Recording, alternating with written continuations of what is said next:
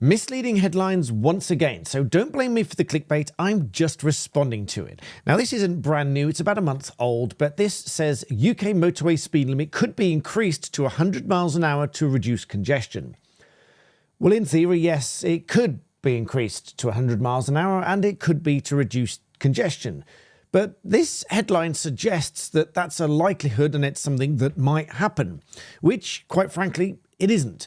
So whilst technically true, it's a little bit misleading in my humble view.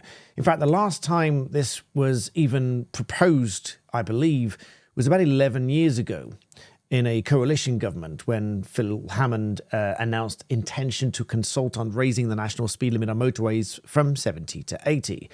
As you probably gather, that didn't happen. So for the avoidance of doubt, it is still 70 miles an hour on dual carriageways and on motorways.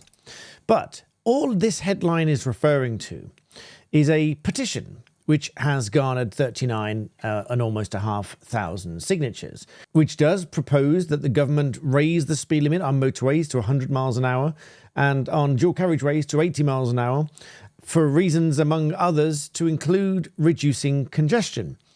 But that's all it is. It's just a petition to government. Now, at 10,000 signatures, it will receive a response from government, which might just say, yeah, no, we're not doing that. Or we've considered it before. Or thanks, we might consider it. Whatever. It will receive some kind of response from government. And to be perfectly frank, that might not be much of a response at all. So don't hold your breath. But at 100,000 signatures, it will be considered for debate in Parliament. Not guaranteed for a debate in Parliament, it will be considered for a debate in Parliament. And at 39,000 signatures, it might well get to 100,000 signatures, who knows? But even then, it is only considered for a debate in Parliament, and even then, once it is debated in Parliament, we might just end up right back where we started. Now, one of the arguments for this, of course, is that cars are more modern, they can stop more quickly, and the brakes are more efficient, and there is congestion, and a lot of that might be to do with the speed limits on the motorways. I'm no expert. I don't really think that it is, but I'm no expert on that. So I cannot say that it's definitely the speed limit that's causing the congestion. I just don't think it is. But maybe someone in the comments is an expert, not an armchair expert, a proper expert, and can tell us whether or not that the current speed limit contributes to congestion. Who knows? But what I do know is that speed is a significant contributing factor to crashes and fatalities on the roads. So perhaps raising the speed limit is a bad idea. But there are obviously competing arguments here. Those being that vehicles can stop more quickly, as against speed being a factor in collisions. And let's not forget that our own reactions are not suddenly getting faster and faster and faster just because the cars are getting better. In fact, some people have a very slow reaction. And with the greatest respect to the elderly driving community, their reaction speeds are probably getting worse, not better.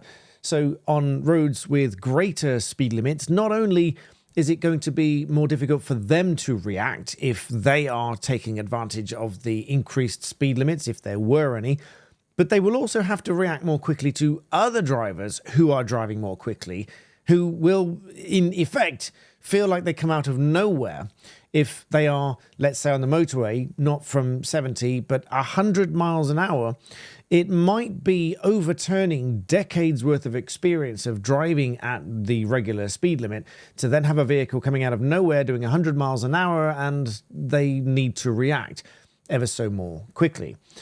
So I think this is, quite frankly, fraught with debate, and ultimately I don't think it's going to happen. But I just wanted to do this short video because if you see these headlines and you get this sort of false optimism that this is quite likely to happen, it isn't. It isn't quite likely to happen. It's a possibility. Granted, it is I'm not the government. I don't make the rules. It is a possibility. But I don't think it's going to happen. That's just my prediction. I just don't think it will. I think more places are likely to reduce speed than increase it, and I don't think this is going to happen on the motorway. Incidentally, there is an interesting thing which I'm yet to read more about, but it will certainly stir conversation, is that I read about the new 20-mile-an-hour limits around in Wales, and that they are perhaps causing more pollution than less because the vehicles are at a much lower gear, higher revolutions, and to drive at 20 miles an hour. So how ironic if that is really causing higher pollution. I'm yet to read more about that, so don't take my word for it, but it is something that I'm going to look into. I think that's quite ironic if that's the case. Again, if you're an expert, let me know in the comments, let me know what you think, but don't fall for headlines like this, but do come to me for some objective views. And so thanks for watching, and I'll see you next time. And as a new segment I'm going to call Afterthoughts, after I've finished filming, those of you can stick around for the afterthoughts if you like. My afterthought is this. If the speed limits do change, this is going to have a knock-on effect on insurance.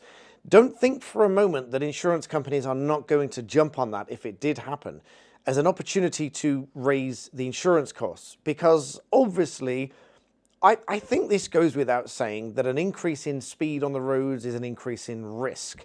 I think that's a fair statement. At least that's how the insurance companies are going to see it.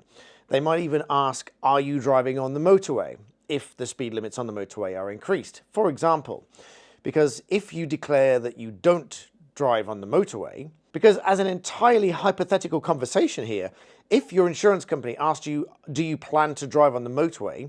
And you said no, and then you did drive on the motorway, then technically, possibly, your insurance policy would not cover you for driving on the motorway, meaning you'd be driving without insurance. Now, we're in the land of entire hypotheticals here, but that is absolutely possible. If the speed limits went up for motorways and the insurance company asked you, do you plan to drive on the motorway? You said no. That might be a possibility. But if you do drive on the motorway, your insurance policy might be more expensive because the speed limits are higher. They're increased, if that were the case. And so this is likely to have a knock-on effect on your insurance. Not forgetting that, if you change the color of your vehicle, you need to tell your insurance company because it's different than when it was manufactured. So any modifications that you have to your vehicle, such as, if you put a Porsche logo on a vehicle that isn't one of those, then you are possibly increasing the risk of it being stolen, and therefore you should tell your insurance company because it's a different level of risk. Now, that might sound ridiculous, but you might have seen some vehicles entirely transformed to look like, for example, a Ferrari when it's not really a Ferrari. And so there is an inherent risk in it being stolen. And for that, you'd need to tell your insurance company. So any opportunity that these insurance companies will take to increase the fees, they are probably going to do. And so those are my afterthoughts. Join me for my afterthoughts next time after I've already said goodbye once. Make sure you subscribe. I'll see you next time.